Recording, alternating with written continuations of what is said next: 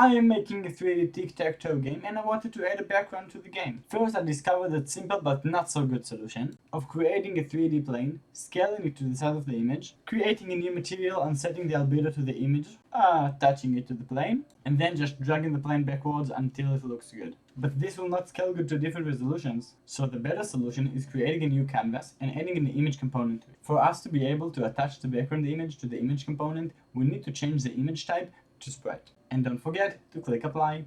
Now we can attach the image and fill the canvas with the image using the anchors. Just set the minimum to 0 and the maximum to 1 on both x and the y axis, and then all the other variables to 0. Currently, it's blocking everything in our scene. So to put it as a background, let's go to the canvas object, under render mode change it to screen space camera, and attach the main camera. Now we can just change the plane distance to move things around, and we can also use layers, but for now we don't need it. And this is how you can put a stationary background in your scene. If you made a cool background to your game, just show me on Discord. See you there. Bye!